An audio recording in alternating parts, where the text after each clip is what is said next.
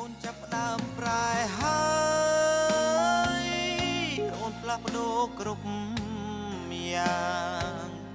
ព្រោះគេមានលុយឡានគេអាចឆក់យកអូនពីបងឥទ្ធិពលដុល្លា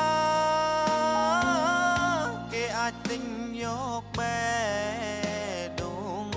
បើសិនគេក្បន់អូនសូមមានស្ងួនកុំត្រឡប់វិញ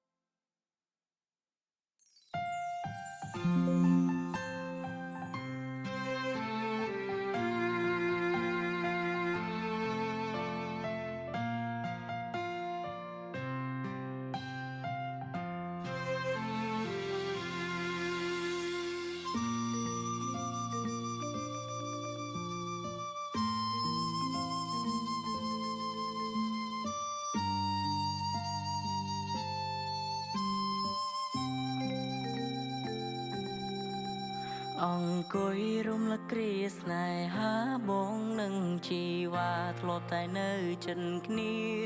តែពេលនេះបាត់បង់រូបពុំងារតើយើងអាចក្បែរគ្នាម្ដងទៀតបានទេបងនៅតែមិនអាចបំភ្លេចរូបអូនតើរូបមានស្ងួនអូននៅនឹងបងទេក៏ដឹងហើយពេលនេះរូបស្រស់មៀងមេ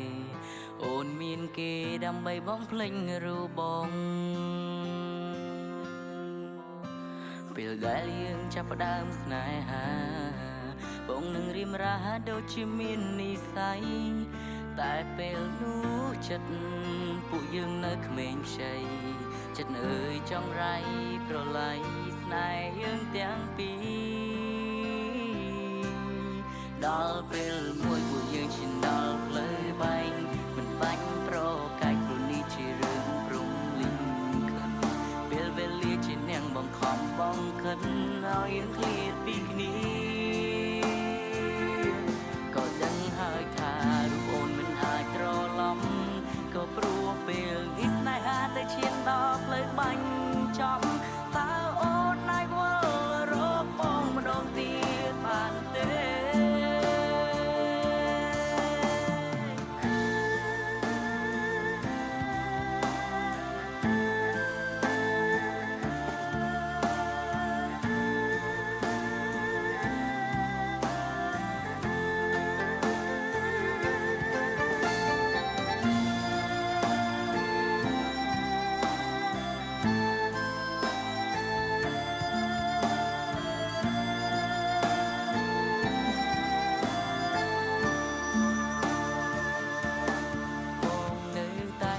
បំភ្លេចរូបអូនតើរូបមានស្ងួនអូននៅនឹងបងទេក៏ដឹងហើយពេលនេះរូបស្រស់មៀងមេអូនមានគេដើម្បីបំភ្លេចរូបបងពេលដែលយើងចាប់ផ្ដើមស្នេហាបងនឹងរៀមរាដូចជាមាននិស្ស័យតែពេលនោះចិត្ត